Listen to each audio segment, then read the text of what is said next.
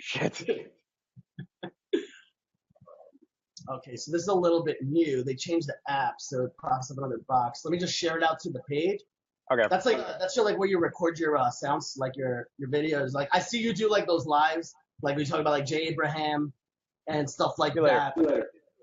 That's kind of like where you record like your in-house stuff. And then I see like some of your like case study videos, like you bring people in-house, and we'll chat about that too.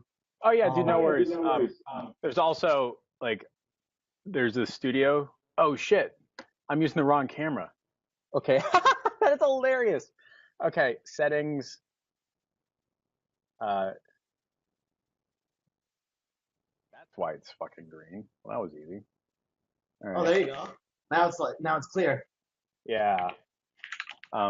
Yeah. So this is where you do all that stuff. This is a standing desk, so I'm usually sitting when it happens. But we've got like Mike and Mark who have just left the office. They sit over there, and then we've got the green screen and all that stuff over yonder.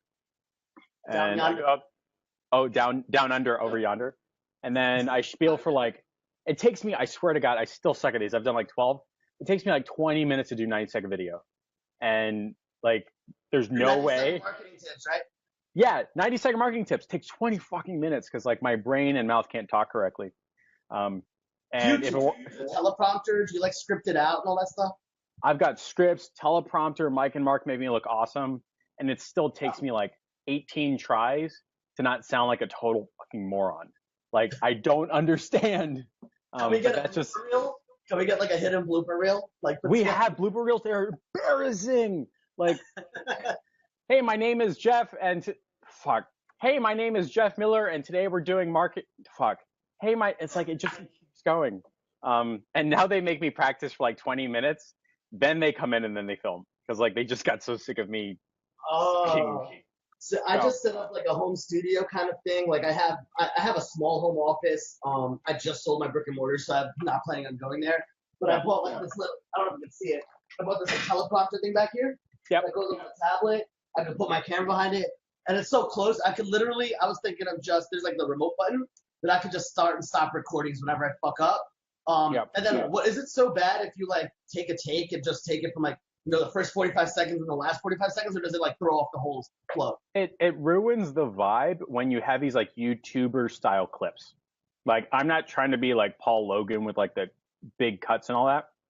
So I try to set it up so that it's like I get 3 or 4 good sentences, pause, breathe, swallow all the spit in your mouth, then do 4 or 5 more seconds. And we got lucky because like the 1, 2, 3, you can bring in title cards. And that's exactly where I messed up. So we just got lucky with that. Like your intro, I asked you about your animation selfishly again, right? I'm like, hey, what are you doing with that video production? I always reach out to you for like the randomest things, right? So I saw the video production. You told me kind of what you got. And I'm like, okay, After Effects, all this crap. And then I went and found a buddy of mine whose little brother went to video school. So he works for some company. But he doesn't do what he actually went to school for. Right. So I'm going to bring him on to do. He said he's going to do it in Flash. Okay. I have no idea what that means. Yeah, so like I'm just like, here, I sent it like 3 or 4 of your videos. I'm like, can you do stuff like that? Not exactly like that, but not as crazy as Flash, just like something simple. And just like you said, so we have, you have your brief, like 3 or 4 sentences, and you always have catchy phrases. I want to get into that later. So the brief 3 or 4 sentences, then you got the slide, the number 2, and then the number 3. So I'm going to do like a quick tips on marketing, right? Perfect. Facebook. And I'm just like looking at Jeff's stuff, and I'm like, I gotta model this fucking shit because it's really copy good. And steal everything, like everything you can from everybody. Like there's no shame. And I just got lucky because this guy named Mark, he does everything like Photoshop and Adobe, and I have to look at my customers, so I can't look what he's doing. But it's like his creative space. So I'm like, dude, you're the expert. You figure it out. Yeah. And what we've learned is that those really, really cool widgets take for fucking ever. Like 8 hours to do just like the thing. And I'm like, all right, we got to do an icon pack. Because otherwise videos like take 2 weeks. Say what? Bought icon packs for your stuff? Yeah. So now we have, and now we're like messing around to see if we're okay with it. The most recent video, it's all icon packs. So it's not like custom work. Because otherwise the customer just takes forever. Like, you could have a video 2 weeks in production, just get like a good 20 seconds. It's like, I need this shit out now, right? Because you're like the entrepreneur, You're like, I need to get this stuff out now. And before we get into the whole interview portion, everybody who's watching, we're both live on the Facebook page and in the group. If you have questions, just for Jeff or me or any questions on anything, just type it in the comments. If you're watching the replay, leave a comment. Let us know you're watching the replay. We want to start building some more engagement in here. But yeah, so what were we talking about? The After Effects, the icon packs. I was telling my guy, I'm like, should I buy icon packs? Because I'm thinking for video production that might be good. And I also want to talk about the results of, just quickly before we get into like the questions of your stuff. What has the results been from just putting out those videos? So what happens, like, so there's a common problem is called like the cobbler problem. So a cobbler is a person that fixes shoes. So like the cobbler always has shitty shoes, but all of his friends have great shoes.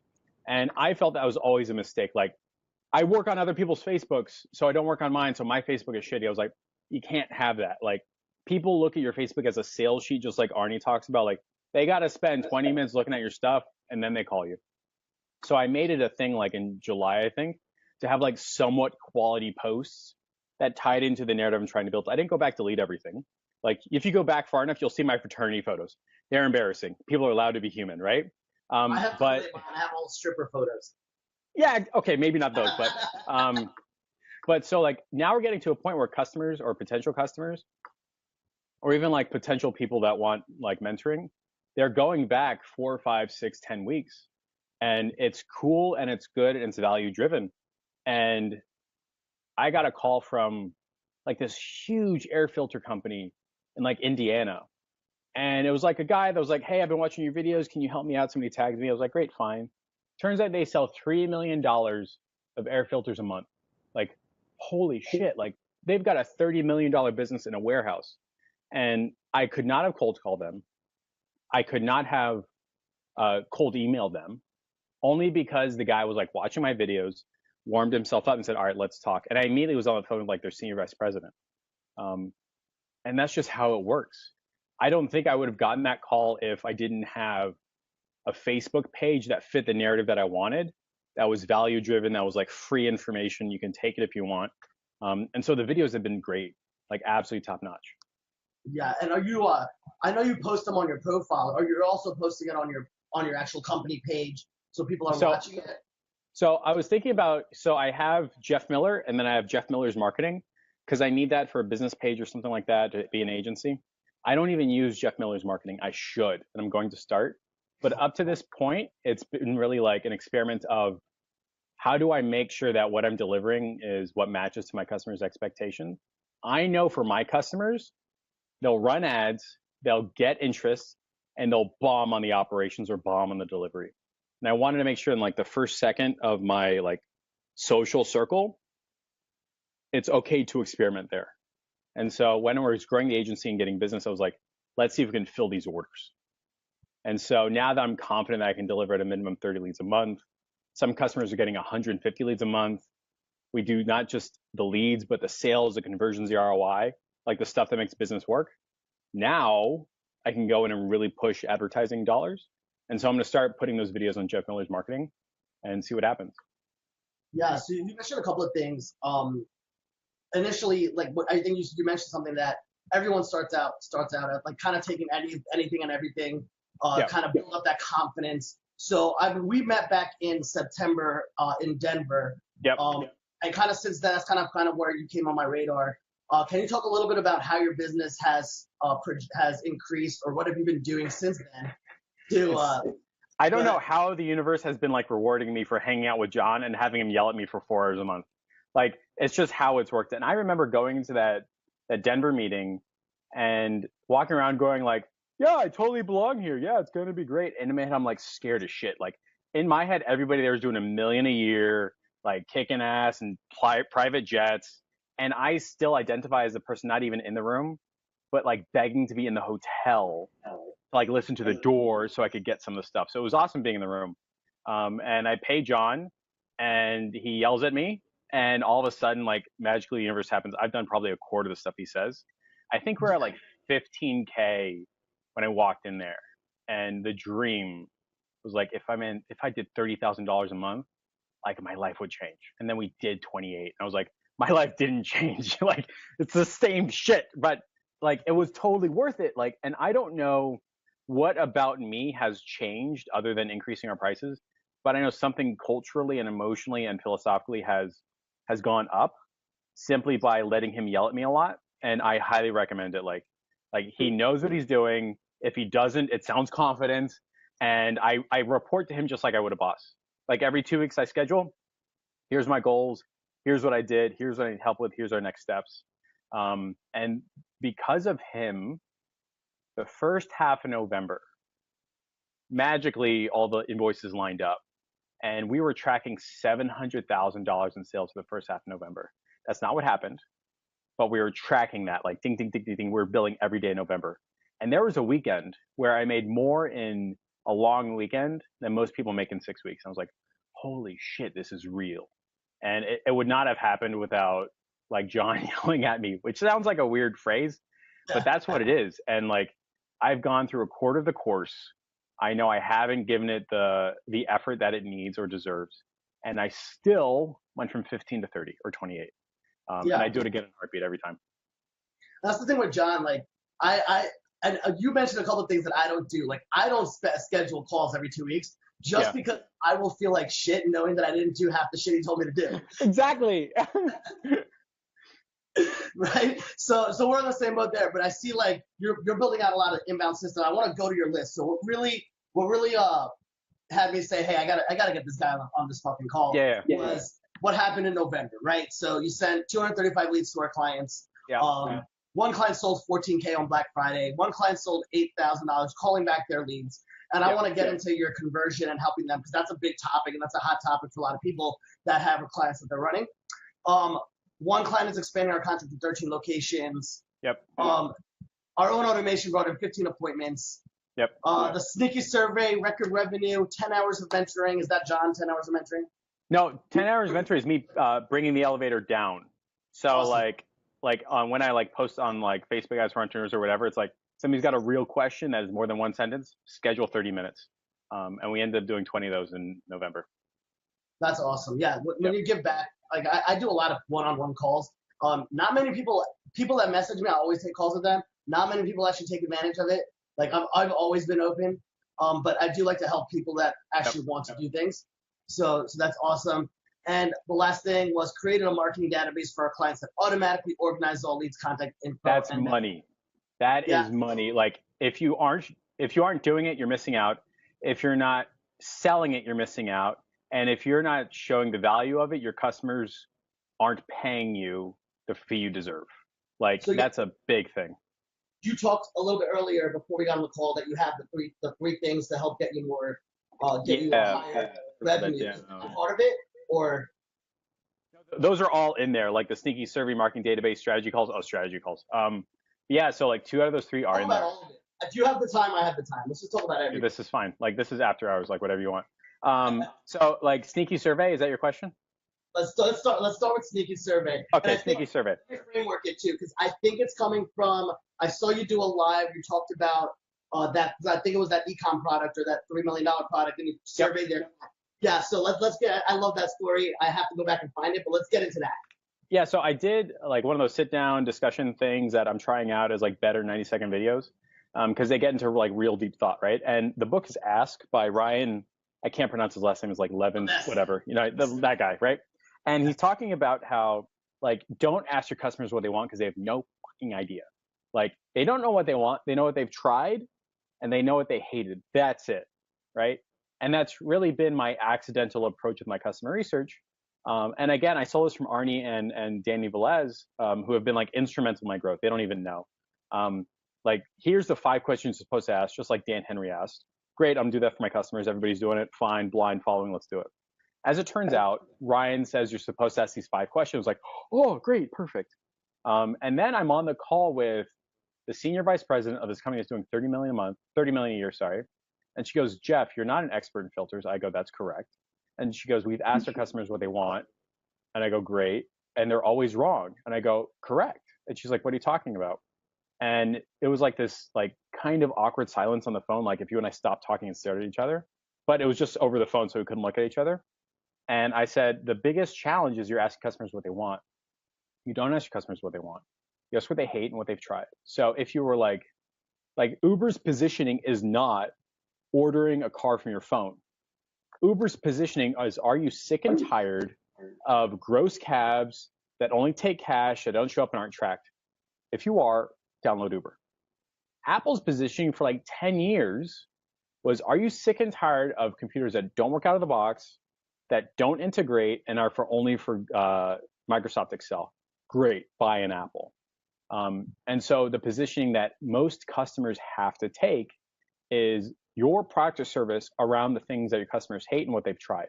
If you are a gym and you want more gym memberships, don't ask your customers what they want. Ask them what they hate about going to the gyms and what they've tried to lose weight in the past. You can have the same products and services, but the narrative needs to rotate around those things. There's something in your brain that clicks, and all of a sudden you end up buying. And we had that conversation. By the way, I didn't get the account. Like, I don't want to say like, and all of a sudden I'm a millionaire. No, I totally bought the account. But that was like this cool moment where like somebody out in the universe identified that you can't ask people what they want. You have to ask what they hate and what they've tried. And I'll bet Zoom, it was the same way against like GoToMeeting. Like, what do you hate about GoToMeeting? And what have you tried in teleconferencing? Zoom positioned themselves around that. So let's I'm blabbering, but yeah. Let's take that to the audience, right? How do we leverage that on our local business campaigns, right? So a lot of the audience do local business campaigns. I do a lot of national campaigns too. Yeah. But so you mentioned gyms. So let's talk about like chiropractor, dentists. Like how would you leverage that survey? Who would you send that survey out to? Just the general market? Yeah. How do you position it to craft your ad copy or craft your message? So let's say we'll take bike shops because I'm more familiar with that now. But I literally sent it out to everyone that the bike shop has done business with, essentially everybody on their list. Old customers, current customers, somebody that wanted to buy but didn't. If you've got a name or an email or a phone number, they're getting a list. Ask 5 questions. They're all derivatives of what they hate and what they've tried. Sometimes like what their goals are, what they want to accomplish, what they want to learn, things like that. You end up with this like huge Excel sheet all the way down of what is now your ad copy. Like, I don't write my ads. My potential customers write my ads. That's how we can end up nailing different niches. So we send the survey out, send it by text or email. That's the first bunch, and those are like the previous customers. I put it on the wall, and then I put dollars into it as an engagement post. They're target customers, people in the radius, people who have interest, people by income, all that. It ends up collecting. And now you've got what people hate about bike shops, what they love about bike shops, what they want to learn, things like that. Here's what's super cool. Everybody that rides a bike is afraid of getting hit by a car. Everybody. Everybody. From amateurs to professionals is about getting hit by a car. Why isn't it in the ad copy? Everyone in the biking industry hates the fact there are some biking salespeople that don't ride. Guess what's in the ad copy? Everyone in the biking space is sick and tired of feeling they get raped about prices. Guess what's in the ad copy? So, and that sick and tired phrase that Dan Henry teaches, sick and tired of blank, blank, and blank, that's from the customer research. Now you've got an ad that resonates with your target audience like that. It takes about 2 weeks to get the research. And it's getting to a point where it's so accurate. If we don't get research, we know the campaign bombs every single time. And so that's what I would do. Like, you should be running customer research like the Ryan Ask way. And you find out pretty quickly what your ad copy is supposed to look like, what your landing page is supposed to look like, what your thank you page, even like your soap opera sequence and your upsells. Like the bike guy, we integrated an upsell that solves the problem getting hit by a car. It's just a bike light in the front and the back, right? The first week he sold 20 of them. People came into the store and bought them. Like that's how it works. After the opted in for the whatever the offer was, or the correct. It was like an inspection offer. It was like, hey, Miami cyclist, sick and tired of getting ripped off, being afraid of being hit by a car and something else. And I swear to God, we were getting like 10 leads a day. Like people opting in one after another. It was the first time I felt like I knew what I was doing. Like every other time you're like, maybe this will work. But that was the first time the customer research hit, the ad hit, the landing page hit, and people walked in the store. It was really, really cool. And your questions, you're just pulling them right from the book. Yep. So yeah. Like I wish it was hard. You know what I mean? Like copy and steal everything. Like there are people who are a lot smarter than you. Do not try to innovate. You should be imitating. And it's from the book. Like you change some of the terminology. So like instead of bike shop, sometimes it's like HRT therapy, or instead of HRT therapy, sometimes it's like heavy industrial machinery, like that. Yeah. You customize it maybe 10 to 15%, but it's always the same. And that's how you create ads that drive people, offers that people want, and landing pages that convert every single time. Awesome. Yeah. So you do that to a Google form or something like that just to collect the survey data, right? I use Airtable, which is like a Google form. I Any didn't of those even, survey type things. yeah, anything. Like you can use Wufoo if you want, or SurveyMonkey. But the point is you get responses. There's been maybe like 2 or 3 campaigns where I didn't get a response. So I just called people. I just asked them. Like everyone's got a friend in some space or a friend of a friend. So I got them on the phone. I was like, hey man, I got 5 questions. I'm gonna hang up. 1, 2, 3, 4, 5. See you later. I filled out the form for them. And so you end up with like pretty accurate results at the 15 points. Like once you get 15 points of information and people filling out the form, you have ads that make sense. Because like I don't know shit about everything. Like I'm good at 2 or 3 things. You know what I mean? Like, and that's like I'm good at the process, not the information. And so the process nails the ads. Awesome. I'm just going to check real quick. If anybody has questions about that process or anything for Jeff. But does that mean nobody's leaving comments? Oh, that's so horrible. No one engages until later on. And then here's the funny thing. We'll do lives and we'll be on and we'll talk. We'll have like a 30-minute conversation and nobody will ask a question. But the second we hang up the live, just like question. I'm like, but wait, there's more. I had a question. So guys, ask questions now so we can definitely get to it later. So let's go on to the next topics. We did the survey. That's not the sneaky survey though. Oh, that's not the sneaky survey. That's the customer research. The sneaky survey is totally different. Oh, okay, shit. so Fuck. All right. All right, here we go. So if you guys want to make more money starting today, you do a sneaky survey. Everybody sends a text automatically using ActiveCampaign as soon as the lead comes out. You get a text, the customer gets a text, the front desk lady gets a text, customer gets a text, everybody gets a text. The problem is that there's not an easy way to make sure that customer got a phone call. What are you going to do? Call them, right?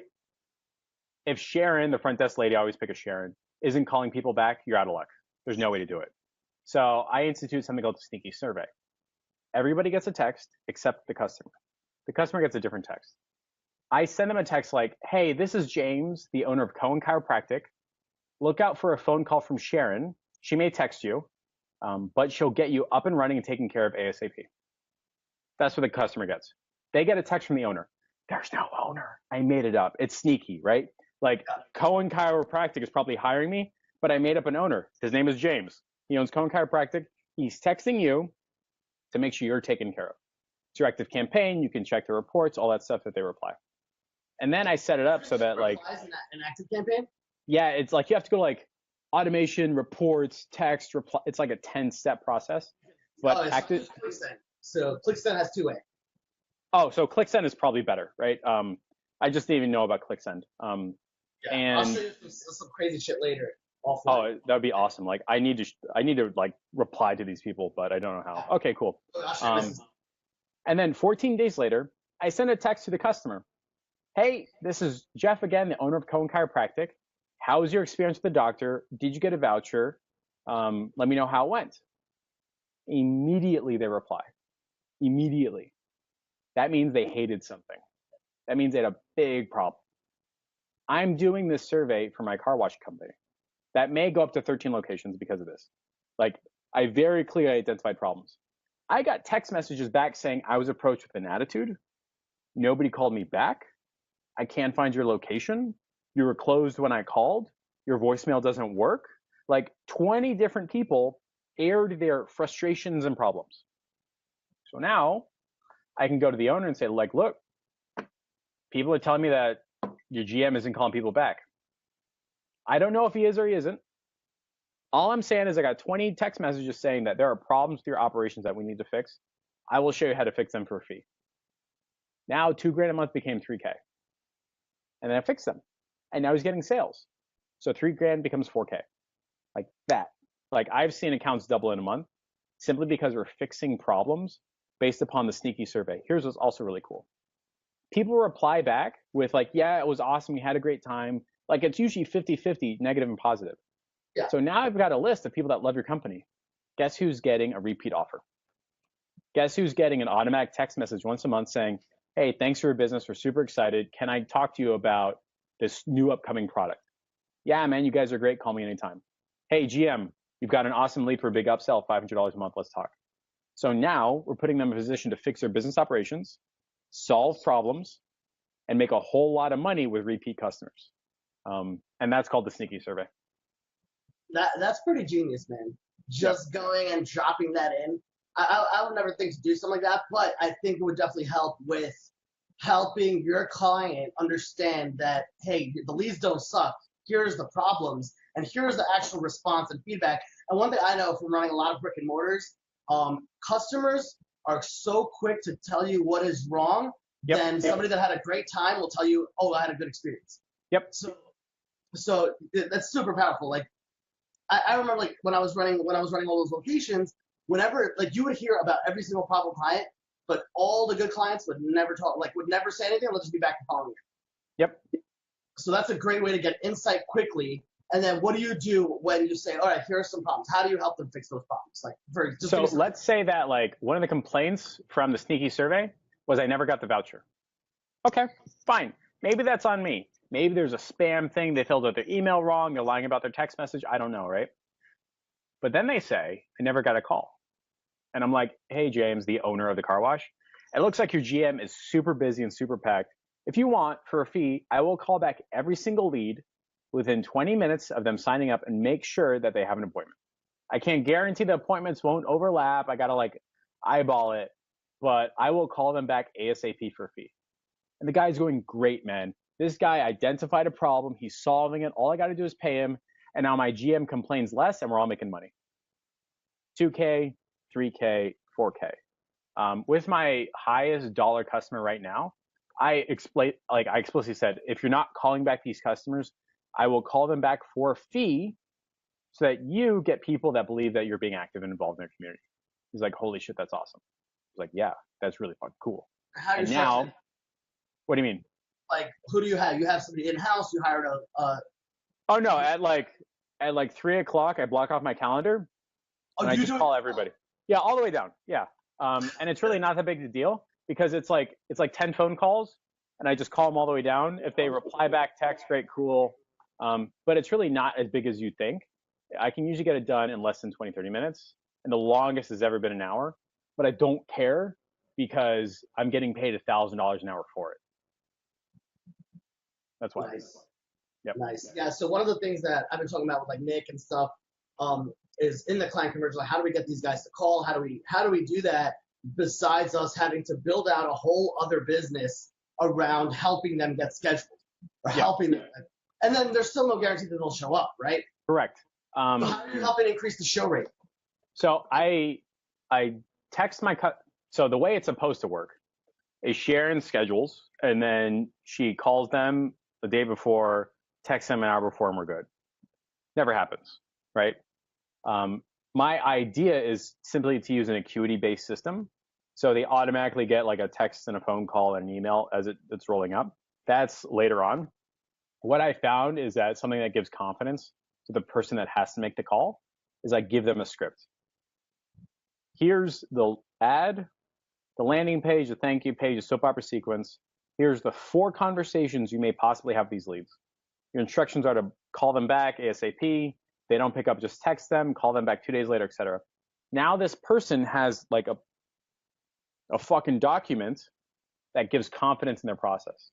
Usually they don't do that, and then I take on the task for additional fee. But it's always a consistent problem, like calling back the leads. I do a 5-day soap opera sequence. I do retargeting, and then I send out texts, probably like there's a sneaky survey, and then 2 texts that come from the business, and then the 14-day. So it ends up being like a total of 9 reminders over 14 days. And then it's as good as I can get right now.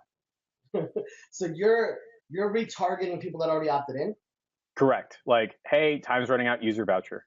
And even if it gets like one person to do it, That's fine. Like, how much is you targeting? Like a penny? $2 a day, you're not even spending it.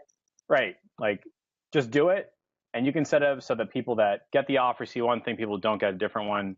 But it's definitely worth it to retarget people who saw the landing page, saw the thank you page. Here's a cool tip: tie in an upsell. If you know that they got it coming with $30 and they got a $70 upsell, be sure to ask about the $70 thing. And then all of a sudden, your leads look like they're making more money. Awesome. And is this part of that number 9 marketing database? Yeah. So the marketing database. So I've got like, it's somewhere. I've got like all my customers like laid out. So at the end of every 2 weeks, I show them the Google sheet of everything. Name, number, and email. It's a Zapier thing, all that fun stuff. When they opted in and what they opted into if you're doing different ad sets, right? It's just an export from ActiveCampaign. And I go, hey, Mr. Customer, remember we talked about me building a marketing database of people that opted in, signed in, name, number, and email that want to buy from you? Here's your first chunk. And it's like 30 leads or something like that. I go, here's your game plan. Next meeting that we're going to have, right before you come in, you're going to call everybody all the way down. I've got columns. It says, when did you call? Did you text or email? And did you ask for a sale, an appointment, a referral, or a callback? All the way down. When people do this, they make money every single time. And I give them a script. And I said, it's like, hey, my name is Jeff. I'm with Bike Shop ABC123. I'm just calling to check in. It's not a sales thing. I'm just super excited that you signed up and you're going to join the biking family, something like that. Somebody bought an $8,000 bike because of that call. My bike customer made $8,000 in 45 minutes because he called back to his customers. He now has the marketing database and it's updated all the time as leads come in. He can give it to his staff. It's paper-based. I just print out, staple it. And now he has something to do when business is slow, when business is low, and it looks like we're doing more than just generating leads. But instead of creating that sexy ass marketing database that everybody's ever talking about, of people that opted in, that want to buy, you just got to call them and ask for money. And it works. Yeah. So you're doing it in Google Sheets, you're making the columns for them, and you're just printing it off and giving it to them. So Correct. that kind of, most of your clients for your agency are local to you. Correct. Even if they weren't, I would just do it over like a Zoom call or something. It's mandatory. It's part of like the contract that they sign that we have a biweekly strategy call. That's number 3. Like every 2 weeks, we're on the phone reviewing what's going right, what's going wrong, what to fix, what to improve. And it's usually some like interesting business idea that I thought of at the time, like some Russell Brunson concept or ask or a business book I'm reading. And we'll come up with like awesome ideas like, do you want to sell more bikes? Have a reason for people to come back in. Have a 14, 28, 54-day program called So You Want to Run an Ironman. People wake up and every day, they're like, I want to be a triathlete. I want to be an Ironman. I want to do something, right? So let's funnel that into your business. So if somebody wakes up and says like, I've got 100 days until Ironman Miami. I want to run Ironman. What am I supposed to do? Here. And you hand them the 15-page like, week 1, this is what you're doing. Week 2, week 3, come back in for a checkpoint. We've got nutritional education. We've got, how to cut your biking time in half, like all those cool headlines. And we eyeballed that. We had a strategy session with the bike shop, I think on Thursday. He's like, holy shit, this could make me $100,000. I'm like, that is correct. That is 100% correct. With the pharmacy who got like 75 leads in like 3 weeks, he didn't do any strategy calls with me. He declined every single one. Guess how many sales he got? Not many. Not many. Because in the strategy calls, I would have said, all right, here's what's going right. Here's what's going wrong. Here's what's to adjust. Here's how you're going to make more money. And it's required. And I've never really fired somebody for not coming to a strategy call, but I kind of want to sometimes. And that's just, the more time you spend with somebody, the more money they're going to spend with you. And we outline like next month's work. We quote on the spot. Like, here's where I see you in 6 months. Here's the dollars it's going to take to get there. The car wash guy who's going to up us from 3 locations to 13. Every time he comes into the strategy session, we outline a next big step for his car wash. So that means he's going to make more money and more leads and more sales, which makes it easier for him to give us 13 location worth of business. If you're just doing Facebook ads, you're not doing this. If you're just doing funnels, you're not doing this. You need to be in the business of making your customers sales, leads, conversions, and ROI.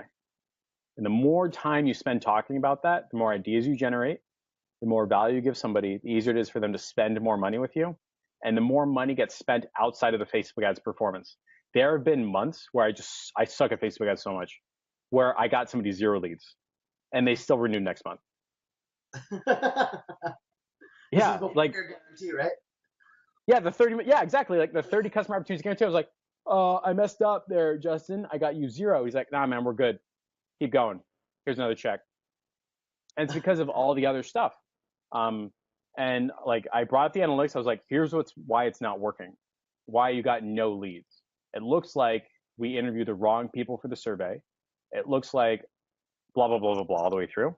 He's like, okay, learning. Here's your next check. And that would not have happened if we didn't have a strategy call, if I didn't show him the digital strategy, if I didn't do all that other stuff. So if you're only selling Facebook ads, it's kind of like you have to build a direct measurable result vehicle. And if you're only selling Facebook ads, it's like trying to sell gas. Like, no, you need to be selling a Lamborghini. So that type of idea. We got some questions. Robert. McKinsey. Oh, Robert. At Mackenzie. Mackenzie, not so much a question. Yeah. What texting tool do you use to conduct the sneaky survey? And you set the system to text each customer after they make a purchase? My customer, I wish you could see when my customers make a purchase, but I can't because they go into the business. The way I set up is with ActiveCampaign that does everything. And as soon as the lead comes in, it's literally like wait 5 minutes, send a text from the owner, and 14 days later they get another text from the owner saying like, hey, how was it? But I don't do any e-commerce campaigns, probably because I either haven't figured it out or I haven't had the opportunity. But if I were, I would be setting up text messages to the owner saying, hey, you got a sale. Hey, you got a sale. Hey, you got a sale. Jeff got you a sale. Jeff made you this much money all the way through, because you got to remind this guy every single day. And it's really no big deal to text people. Like, you can just turn it off or do not disturb the message, which is what I tell them to do. And at the end, right before they go to sleep, they're like, holy shit, Jeff just made me enough ton of money or got me 10 leads or something like that. Like, let's tell them, how many leads did we get? So the bike shop today, 1, 2, 3, 4, 5, 6, 7, 8 leads, right? And so that means you got 8 text messages from Jeff. That's a lot. So he puts it on DND. But I'm tangenting. I don't remember what the question was. I think you answered it. Mackenzie says she needs to implement strategy calls. It will probably reduce a lot of the random communications I receive, which will make my time more efficient. Yeah. So yep. I don't have a firm strategy call for some of my clients. Like literally, I have some clients that pay me really good money that I don't even speak to for months at a time. All right, so it works. I was like, okay, no worries. Okay. So I'll try to reach out to them just to make sure everything's good, right? Because I don't want to lose the account. But fortunately, I haven't had to do that so much. But I think it's like what you're saying is super, super important for when you're trying to scale. But then it also could hurt you when trying to scale because you're not need to put in an account manager. It's 100% hurting me without a shadow of a doubt. Like, I gotta chunk out 30, 45 minutes with somebody who's so far behind that I gotta explain basic concepts like cost per lead.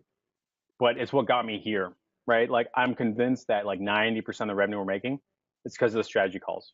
And I know I will have to fundamentally change my business when we hit 50, 75, or 100, which is the goal. But shit, man, maybe that just means like every Saturday night at 8 o'clock, hey guys, here's our weekly strategy call. Here's the business concepts we're going over. Ask questions and comments. Here's what came in last week, stuff like that. And maybe that's it. I don't know. Like a group call with your clients. Like, hey, here's something like that, right? But it's totally worth it. Somebody did that. Daniel Sosa, if he's watching, he had like a group call with a bunch of his med spas that he works with. Yeah. I don't know whatever happened to it. I haven't spoken to him about it, but yeah, that's something. Or you could just block out, here's back to back. This is the one day, or hire an account manager. At some point, you're gonna have to do that. Yeah. You can always change. Like this, nothing is ever set in stone. You know what I mean? And maybe strategy calls are once a month, or maybe they're just a video update or something. I don't know. But the reason why I have strategy calls is for the accidental upsell, number one, and number two, the more time they spend with me, the more money they're going to spend with me. So that's why we do them. Yeah. Does that fall into those 3 things you can do to get more revenue into your agency right now? No, those kind of. So those 3 things are the sneaky survey, You can do that today, super easy, and start pointing out business blind spots, and people will pay you to fix them. So like if Sharon's not calling people back, here's a fee. I can do this anytime, start and stop anytime. Yeah. Maybe there's like an Acuity plugin you can do, or maybe there's something else that you can start solving. Maybe people aren't getting their emails or receipts. I don't know. It's extra work and extra money. Quote super high. The guy's probably excited you're fixing it anyway. The second thing is the marketing database. Marketing database is a term that's like both sexy and super what's it called? Like, yeah, like, oh my God, I hate Salesforce. It's like, no, I'm gonna set it up for you. It's gonna be super easy. Every 2 weeks, I'm gonna give you a big list of everybody that signed up. You're gonna wait 2 weeks and call everybody back just to be high. So that's just how it works sometimes. So why don't you just do them in real time? So the leads load up real time, but the whole point is to give the leads a little bit, like they call and then they get a bunch of texts and emails and all that stuff. Let me turn off this notification thing.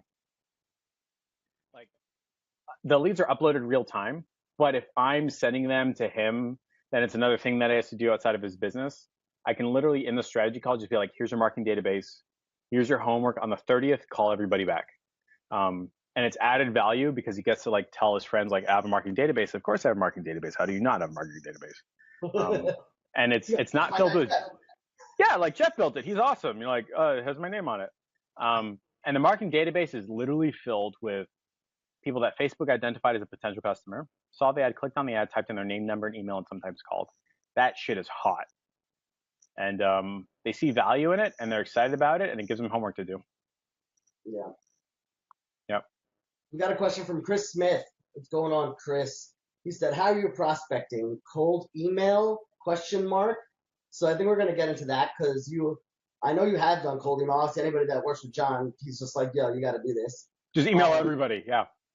Yeah, and you know, we've automated and systemized a couple of things here on my end, and we were talking a little bit about inbound automation prior to the call. So I've seen some of your stuff. Like I've seen your website, your landing page. I think I opted in, maybe not. I probably will to see what. I don't know, maybe. If I haven't, I probably will in the next few days while I'm setting my stuff up. But so your own automation brought in 15 appointments. Give us like, what is your own automation? What are you doing? How are you bringing in inbound deal flow, and like how are you closing? Wait, stop! The car wash guy is texting me. I need to reply. All right.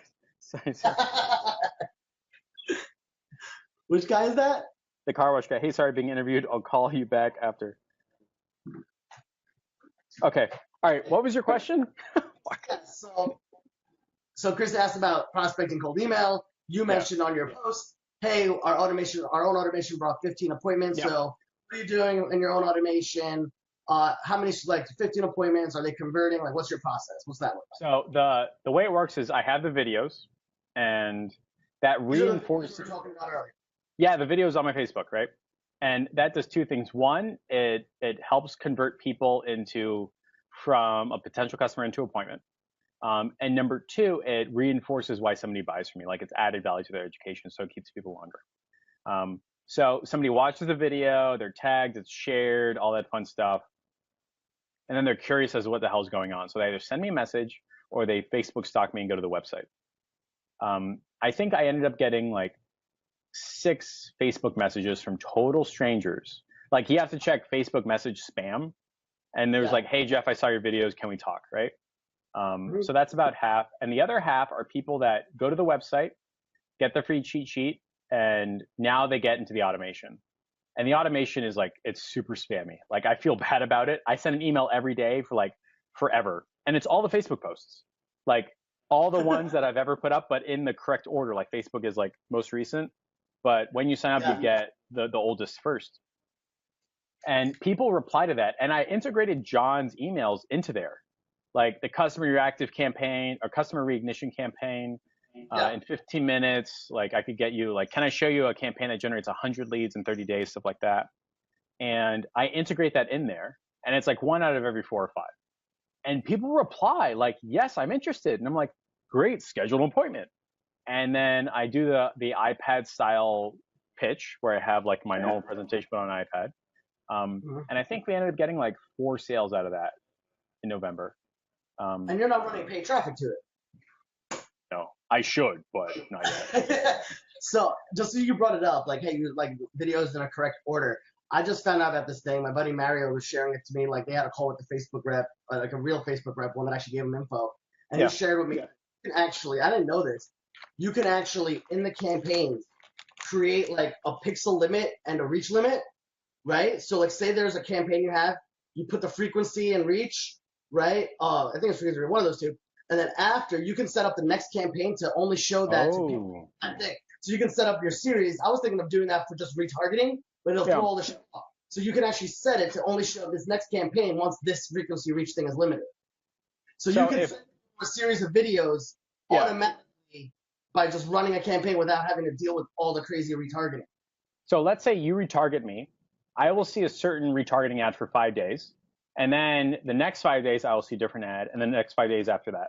I'll send you the link. Let me. That's super smart. I like that. I didn't know that was a thing. I thought I was just like blow up your internet for like 35 days or something. Yeah, no, like it's really a thing. So I'll send you the link. I'll post the link in the comments of this video for those people who want to learn about it. But I just thought that was super powerful. I'll shoot that to you by private message here. Yeah, it's super awesome. But our automation is essentially just the Facebook posts that I'm doing, copy and paste, all that stuff. But every fourth one is a call to action from John's emails. And so you're like your own stuff, and then you put the call to John's email stuff. Like so 3. Then correct. I just signed up for your shit, so I'm gonna see your whole sequence. Anyway. You'll see it. You'll like, and I have like funny gifs and stuff like that. Like one of them is like a guy at a bar trying to grab a drink, and it just slides right by him. I was like, these are your customers or something like that. And people reply, and I set up so I get a notification, and I text them back immediately. And they're like, how did you get my number? Like, you opted in, dude. I got your phone number. It's no big deal. That's the power of the internet.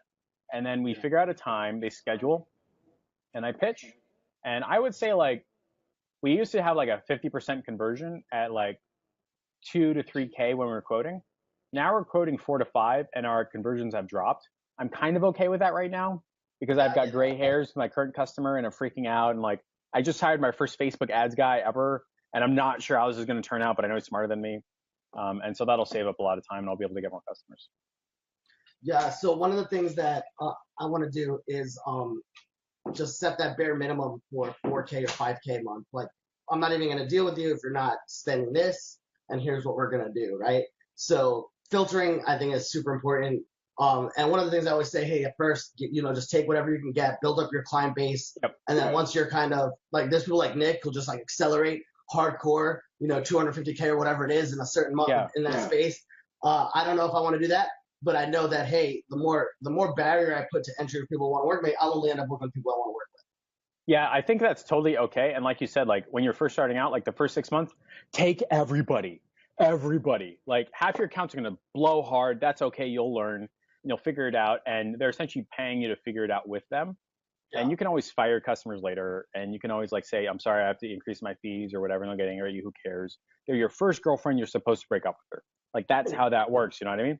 And like I took on every single possible account I could possibly even have a chance of talking about for the first like 4 months. Because it was learning the whole way through. And only after that did I like, hey, I don't think this is going to work. We have to start talking about fees and stuff like that. And I think it was like last month, my first 2 customers I ever had left me. And I was like, oh, that's so sad. But also it's kind of like, cool, I'm okay with this. Like I replaced them with somebody paying 3 times as much. So that's how it works. Definitely. Like I've had that too. Like I've had some folks, I'm like, oh, sorry to see you go. Down the road, they sometimes reach out to you, but it's just not, I get it. I get it. So, I wanted to talk a little bit about your contracts and like stuff like that because you mentioned a couple things like raise your fee.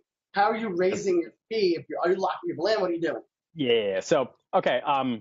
So people will give you money for 2 big reasons. The first is to get more leads or more value or something like that. And the second is to reward you. It's one of the 2.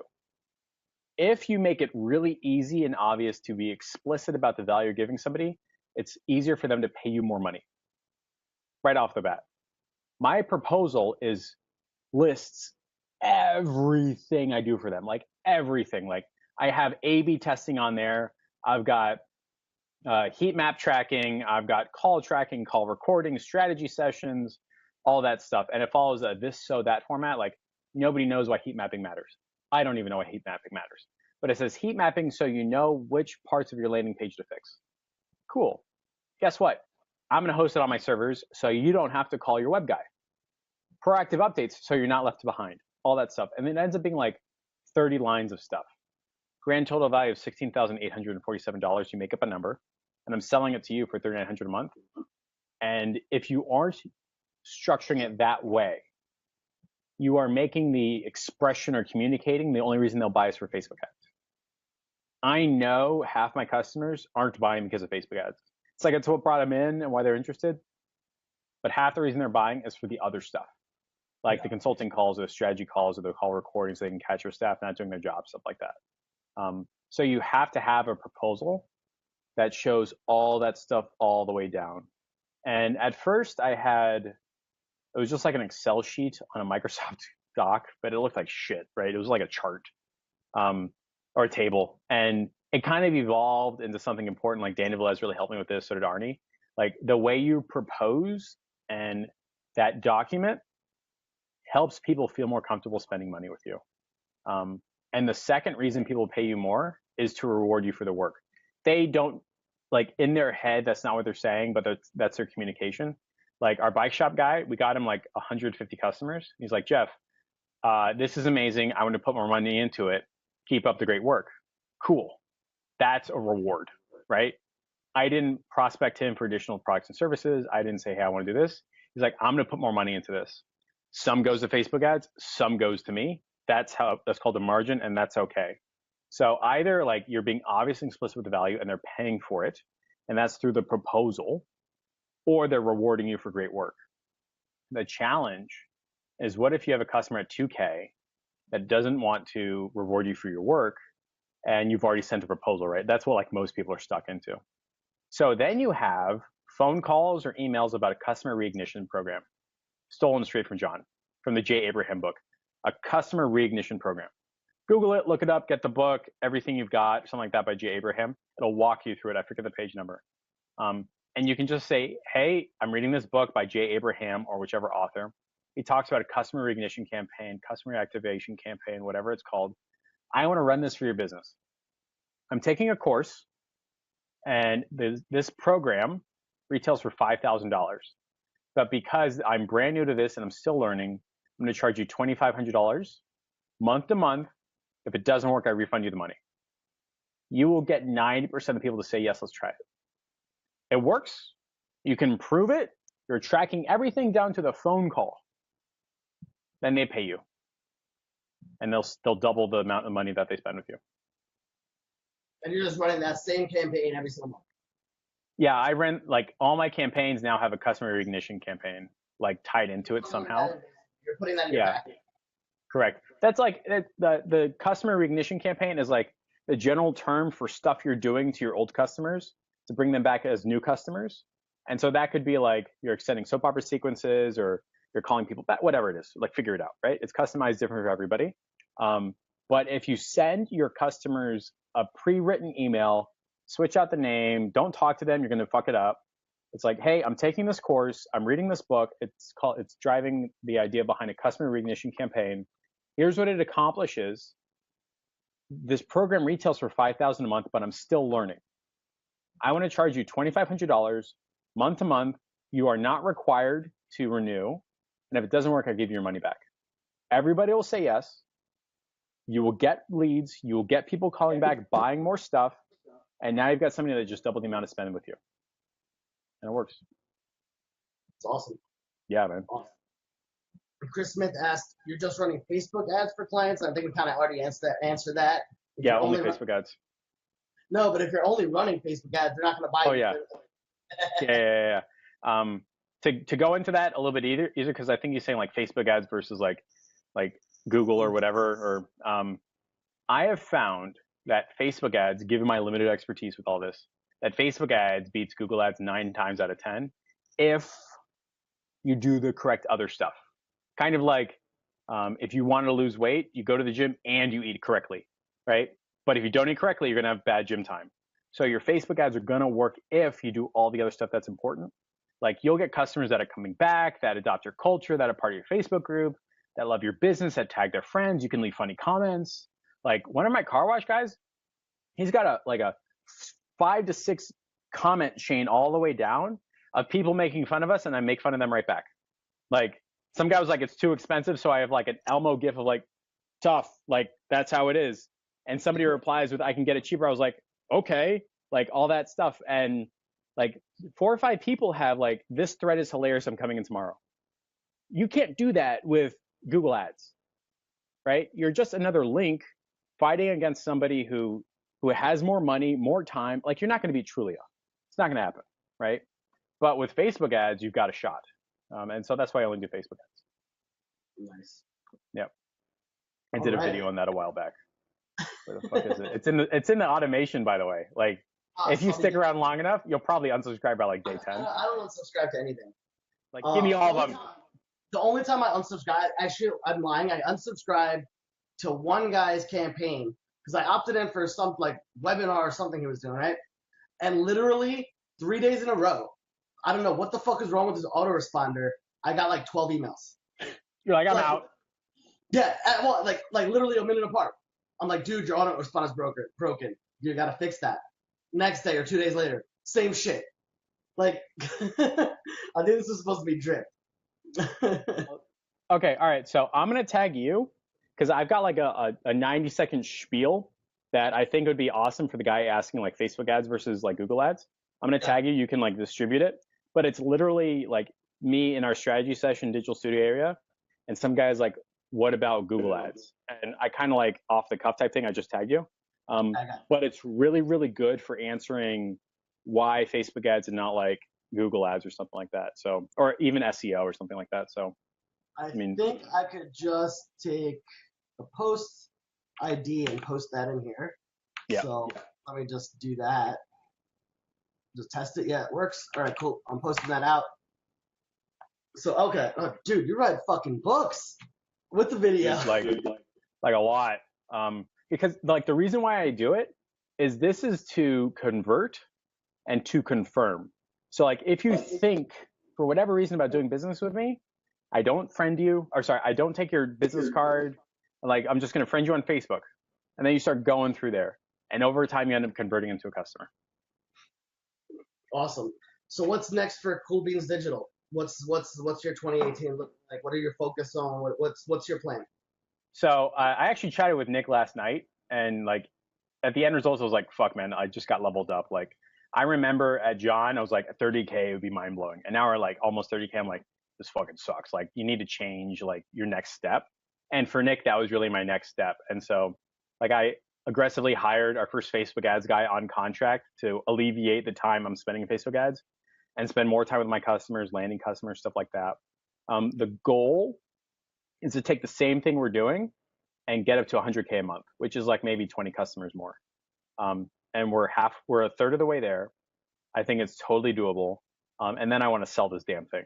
Like at 1.2 million a year, best buyer, whoever wants to buy it, you got it, right?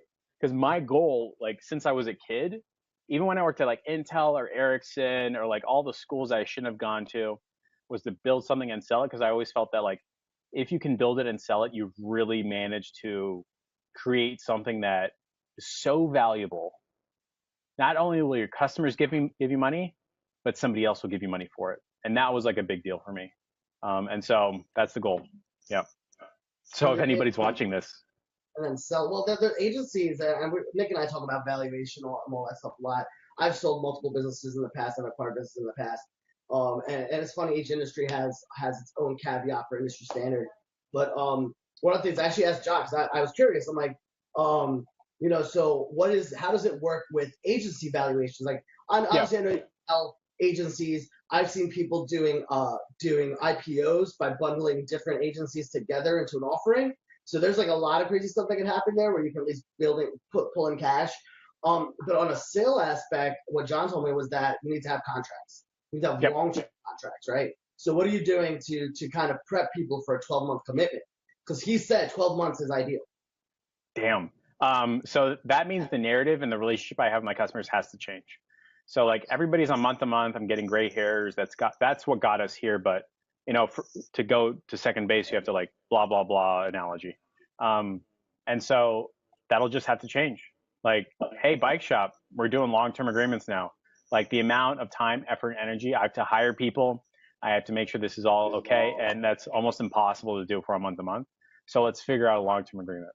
Hey, car wash, like if we're going to 13 locations, I need something written on paper that says you're not going to drop me next month because I have to hire and staff appropriately. I think that narrative is okay. And I think it's okay to change that because it's not like I'm breaking a promise and it's not like I'm moving back my word. It's just that's what got us here. So that's an interesting insight. Damn. Yeah, the conversation, right? That conversation is always really tricky. But I mean, like, so one of the things I've been toying with, and I know Nick's been talking about too, is at least get people on 3 or 6 month commitments, right? Now, will I be able to do that? I mean, dude, there's fucking companies out there that say, like, a newspaper. You can't just buy one run. Correct. Right? Like, I ran fucking ads when I had the brick and mortars. I ran ads in Newsday, like all the like fucking papers and shit. You know, we had to commit for 3 months at like X amount. Yep. Like that was like the minimum. Yep. And so like it's not so like I guess everyone's saying, oh, you're just gonna get month to month, and that's kind of like become industry standard, quote unquote. But like real agencies, not agencies that came out of like courses or whatever, they're charging a lot more. They're fucking have long-term commitments. Like you have to like even like Yelp. So I think it's like 6 months or 12 or a year. Everything's contract. So our selling point right now is, hey, we're month to month, right? But hey, what I did a couple of times, and I've done it with a few clients, was hey, I'm just gonna do 3-month pilot programs. Yeah. Like Fuck, that's so smart. Okay. Yeah, so that's where, and I have never even sent agreements for it because I never set up my agreements. So maybe afterwards, I'll show you my my cool texting automation stuff. And you show me your agreements so I can template mine better. But what's it called? Yeah, so I did 3-month pilot programs, and I've had that client, two of the clients for 6 months now. I like that idea. I like the term of 3-month pilot programs because it says like, look, we're gonna try this out. This is a new thing you're buying. It could be a customer reactivation program or videos or whatever work. And we're just gonna try it out, but I need to ask for a 3-month commitment because I have to hire out this work. Most people are gonna say yes to that. And then you can slowly convert everything else to a 3-month or a 6-month or 9-month. I like that idea of a 3-month pilot program because it gives them a cultural okay out. They can say like, look, I was just 3 months. It was a pilot. You know, we're not going to try it anymore. Right. So like you could still have your guarantees and all that stuff. There's nothing saying like, hey, you know what? If we have it, you have an out. If I don't produce like you have, if I don't produce the 30 opportunities for you in a given month, you don't pay for next month. But you're still locked in, right? Correct. You're still, and that pilot program doesn't need to be a discount. Like you don't need to discount it. Like I've done pilots at full price. So it's always interesting. Like I challenge my customers and say like, if you want results from Facebook, you do not discount your program at all. Like you need to charge your rate, you need to make your margin, and you make enough money to make it worth your time and worth mine. So you are not discounting your program or your product. And like they're so used to having cut their prices to like fool people into buying money that I actually have like I was thinking about just doing a video. Like you know the course you have does not mean you have to discount your prices or something like that. You correct. Just, like, figure it out. Fuck you, figure it out. Yeah, like stop taking the cheap, easiest shit way out. Find a product and an offer that your customers value and charge for it. Like it's unfair to your customers that you're shortcutting their value by discounting your dollars. It's unfair. And I've had to have this conversation like whiteboard style. Like an asshole with a whiteboard is a strategy session. That's like my mentality. But I've had to have that conversation like, do not discount your products and services. You are being unfair to your customers. Figure out something that they want and then sell it. And I think it's the same thing that you're talking about. Like if my customers want to try pilot programs or new ideas, I'm not discounting my program. I'm not discounting my products. And you need to commit because we're creating something that's worth it. And it looks like that next iteration is a 3-month thing. That's super interesting. Yeah. I love that pilot program. I thought of it a while ago, and I just like, yeah, you know what? I'm just gonna do a pilot. We'll just jump you on a 3-month pilot program. This is what we're gonna do. My presentation's been a little bit more sophisticated, but I think I need to simplify it more again, right? Yeah. So like that whole because especially with the inbound stuff that I'm building out, a lot of the authority is gonna be pre-built, right? So a lot of the stuff that we do is gonna be already they're already gonna know. So well, how does that conversation change? Where it's instead of me showing them what we do, because they already saw what we do, to how can we help you? Here's so like let me learn more about you, and here's what we offer. And if I feel it's a right fit, I will present to you, with the opportunity to work with us, right? But yeah, at that point, your packages are solid. Here's our 3-month pilot acceleration program, whatever you want to call it. Boom, boom, boom. Those terms are great, by the way. Like the customer reactivation program, the 3-month pilot acceleration program. Like the more you can acronym what you've got to sell, the more comfortable people will be buying with that, and they'll stick around longer. So the analogy is like, let's say you run a gym and you only do the normal like gym rat, weight training, go dick around with your dumbbell type thing. Great. What if somebody wants to try cardio? They leave. What if somebody wants to try yoga? They leave. If you have the cardio butt blaster 3000 class or the relaxation yoga program, they don't have to leave. They'll keep spending the money with you. And internally, I've had customers say, can we try something different? So I build like a different program. I change the name and then like the invoice looks different, right? But that's exactly what you're talking about. Like you just have your different 3-month programs and people will bounce the money between the programs, but keep the money with you, which is like equally important. And that's how you end up growing. So yeah, dude, I'm super excited about the next 12 months. Like it's mind blowing. Like I bought Dan's course probably like December 25th. Like Simon in the group, like he tagged like the week 2 update that I had. And it's been mind blowing because I think it was a year ago, I had to move back into my parents in their spare bedroom. I was 31 then. Like how, like Jesus Christ, that's horrible, right? I was 31. I got fired 3 times from the only big company I worked at, Ericsson. I had to move back to Miami in my parents' spare bedroom. And now we're having conversations about how I'm going to make $1 million next year. Like that's the power of this stuff. And I never believed it. Like if you brought Jeff from 12 months ago to today, he called you a fucking liar. Like there's no way this is true. And it's true now. Like I go to Mint and I'm like, that's a mint.com says that that's a thing. You know, like I hired a bookkeeping company because I have no idea how to do any of that. Like we've got 2 part-time people that help make me look smart. Customers are valuing what I have to say, and all the knowledge is like $7 books you can get like Barnes and Noble. So it's been absolutely mind blowing. You do a great job of productizing or pitching or those little acronyms you mentioned. Like I look at your site, like I look at your stuff, like the way you phrase the way you manipulate the wording. Yep. Like just on your site, wallet out, ready to buy, butt in the seats customers, butt in the seat, like those like types of things. Like I don't think of shit like that. Like I'm not that savvy. It takes forever. You have no idea. Like the videos, like I have to nail, and I don't think about this until later, but you have to nail the way your mouth makes noises, which sounds dumb, but that's true. The tempo, the inflection, the ups and downs, the way the sentence ends, and everybody's ears pick up differently. Like you picked up the wallet out ready by button seat customer campaign, right? Other people point out the video. So you got to nail both. And it's like, it's super frustrating because now you have to nail like text and audio and video, like all the crap, but it's so worth it. Like I will spend hours in a Starbucks at like 2 a.m. trying to figure out how to end the paragraph and start another one in the Facebook post. And I swear to God, people recognize it like every time. And I can tell when I don't care. And I look back at the post and I'm like, it's too big, too clunky, too gross. Like the one that says can't find me, can't ride me about like Henry Ford and product positioning. I'm not proud of that at all. Like it doesn't read well, doesn't look well. I don't like it. And then I compare that to the post I made about like getting fired from my first customer. Like I spent days on that and it really like resonates with me and the people that read it. But yeah, man, wordsmithing is like a weird skill and I got super lucky in an industry that values it. And I don't know where I was going with that story. Well, Chris has a question. Who's Dan? The course you were talking about. I'm talking about Dan Henry's course. Yep. I've never taken his course. I mean, I know people who have. How do you feel about that program? From my outside perspective, outside looking in, I just think it's more of like, hey, we'll show you how to do something well, but we only show you how to do one thing. And it seems like everybody coming out of it is lowering their value proposition to the market. Yeah. So my analogy is the Dan Henry course will get you from here to here. Like it's specifically meant for 10K. That's the audience, right? So you should take it and get to 10K. There's a trophy at the end. Fucking take it, get to 10K. And I genuinely, emphatically believe that every tool you need is in there.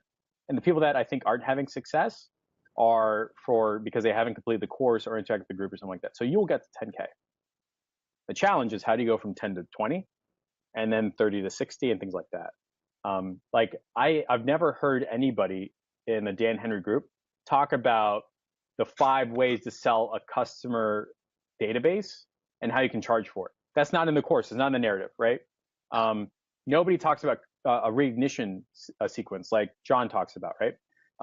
Nobody talks about how to conduct strategy sessions, upsells, and value add, so you can sneaky survey way into like business consulting, get paid like $1,000 an hour, right? But yeah, Dan Henry's course was the start. Like he doesn't know how much I owe him. And as soon as I changed my title on Facebook to like digital marketing, it was like Dan Henry, did like 50 fucking ads, right? And it was worth it. Like I think it's $9.97, and it still may be. And if you're thinking about getting it, just get it, apply it, make your money back within like, I think I made my money back in like 4 weeks, and then that's what got me to 10K. And I think I stopped going into the course about like 3 months ago, and I still did only like half the course. Yeah, it's definitely worth it. With a lot of that, and this, you've kind of brought it up, like there's certain conversations that happen at certain levels, and there's people that have courses, a lot of people that have a lot of courses on how to get to 10K, but don't really have that business of doing that. Their business is the course, right? And I'm not just like Dan Henry's a fool. I never met him, but like he does say, hey, this will help you get to 10K, right? He doesn't claim to say, hey, I'm going to let you build a fucking $100,000 a month agency. It's not his claim, right? So he's not lying. But then there's people out there that have courses that are saying, hey, this is how we do it. This is how you build agency, or this is how you do that. But then you look at the background and they're like, you have no customers, you have no agency. You got this set up or something. Yeah. Right. And that's why like I followed John for a long time, and that's when I finally connected with him last year. It kind of aligned. I'm like, okay, this makes sense because first of all, I know his background, I know what he's done, and he does actually talk the talk, right? Like he does walk the walk, talk the talk, whatever the analogy is, right? So I think like I honestly believe Dan Henry's course, and I'm paid for like 3 or 4, and Dan Henry's course is probably like the best one, simply because the community is so actively involved. Like the Facebook group, I'll post something on there, like 15 comments immediately, like, that was fast. Okay. And then there's always somebody who's smarter, better, faster than you saying, no, don't do that. Do something else. Like James, like he's on my like Facebook as like named the Animaniacs guy. Like I saw him present at AdCon. And it was so crazy to be on the phone with him. Like, Jeff, I need your help. And I'm like, no, you're the person supposed to help me. Like, you're a bigger deal than me. And he's like, no, you don't understand. I can't figure this out. And it's super cool to be in community where like both of you understand like how valuable you are to the group, how you can help each other grow and things like that. And I haven't experienced that anywhere else. Not to say it doesn't exist, but I haven't seen it anywhere else. And so like Dan Henry, the group, I give that like the good old fashioned thumbs up. There are flaws with the course. You'll see it. Life happens, whatever. But like I would say 80-95% of the course is top fucking notch through and through. Awesome. Yeah, there's the endorsement, right? There you go. Whoever asked that question. Job affiliate links here. Yeah, just buy it. Yeah, stuff like that. Yeah, I think like the next big cool things for me are to scale to that 100K. At 4K customers, that's not too many more. I think I'm going to find that with the car wash, he wants us to grow to 13 locations. I think he's going to end up buying more than just the prorated amount of locations. I'm going to find something to sell him that involves me getting more involved with his business. Like, I will train your guys how to talk on the phone. I'm going to have to charge you for it, but you won't have to worry about it anymore. And he's going to be super psyched about it because he has problems he needs solved. With the bike guy, say what? I have a better idea for you. I'm all ears. Okay, so here's something that I'm looking into, and I see a need for it in the market. I've been putting feelers out there to a couple of people. I'm actually going to be doing this to a company that I work with now. There's a big opportunity in the market to skill up existing staff, right? Okay. So why not say, hey, we're going to take this on as retainer, but at the same time, we're going to train some of your in-house staff, right? So yeah, long term they may not work with you, but you put a back-end consulting month to month on that. So now instead of you doing the work, you're training their staff to do the work, and you're just getting a retainer check for consulting. Yeah, so I was thinking about like, that's like the coursification plus consulting services. And that's actually something we're going to talk about because he's coming in, he's driving down like 4 hours for a strategy session. He does it every 2 weeks. He has to. We're going to talk about how we make sure that his 13 locations not just get leads, but sales conversions and return on investment. And maybe that means, hey, guess what? You got to pay me this flat rate and I'm going to do these extra 10 things for you, including strategy sessions with your GMs, right? Including here's the 10 courses and videos so that they can just review it at any time and know blah, blah, blah. Yeah, stuff like that. $1,000 per employee. Yeah, $10,000 per employee, 100,000. It was going to be amazing. Yeah, so say what? 1,000 is like standard to license out courses to companies. No shit. See, yeah. So that's just like that. There's obviously wiggle room. You can do more, you can do less, but don't say, oh, I'm going to do it for $300 per GM. You got 13 GMs at $1,000 per GM. It's 13 grand in just something that's already pre-built. Is there like a white label for that? Oh yeah, so yeah, there is. There's a couple things, and I'm not going to talk a lot about it in them. We share a lot with Business Not Bullshit, but we're gonna. Okay, like so. We're gonna no joke. A little bit after, and I'll tell you some stuff. All right, so we'll talk about it later. But no joke, I right now have a genuine need for hey, Bike Shop and its employees, watch these 10 videos and watch your sales go up. Conversions, customers, how to deal with product challenges, how to talk to people on the phone. Like normal shit you're supposed to know as a human being, but they don't, right? And so for the bike shop or the car show or whoever, that's his onboarding and education. That's how he will skill up, level up, or make sure there's a consistent quality among his employees. So we're going to talk about that later because holy shit, I need that. Yeah, and I'll share some cool stuff. Guys, if you have any questions, I don't think there's any more questions that came in. Everybody hits it. And it was a great call. I'd love to have you back for another round sometime and see what happened in January, maybe. Yeah, man. So we're projecting. So we've already done. Here's what's really weird. It's the 6th, right? I had 2 customers prepaid me for December before December started. So that was like 10K right off the bat. I've got somebody coming in that's going to talk about 13 locations. I've got 4 more invoices that are auto renewing and 2 more appointments. I'm like, holy fuck. Like, I do not identify with this at all. I still think I'm not in the hotel trying to sneak in, you know what I mean? And there are like some days when I go to sleep in my shitty apartment on the beach after working like 14 hours, and it genuinely feels real. Like I genuinely feel like I'm doing my life's work, and I could not be doing this anywhere else. Like I could not be doing my life's work at Intel or Ericsson or the other companies that like employed me for like 3 months. It's here. So like if you're thinking about doing this, just fucking do it. If you're thinking about stealing something that we talked about, just steal it. Like do the sneaky survey, sell a customer database, have the strategy calls. Your first ones are going to suck. That's fine. Like you just duct tape a notepad to your laptop or whatever, and now you look like a pro. Like here's the 10 things we're going over. And you will genuinely find people that value your products and services, that believe that you are the expert, and it will take years until you do. I'm not there yet, but it's so fucking worth it. Yeah. Awesome. Well, thanks for being on here, Jeff. I'm going to hang up the live now. Guys, if you have any questions for Jeff, I actually just added him to the group because he was never a member of Business Not Bullshit group. I was never a member, actually. So I added him to the group. So if you have any questions, Jeff's a cool guy. Follow his stuff. Tag him if you have any questions on the post, and I'm sure he'll get back to you post 5 p.m. once his crazy day is over.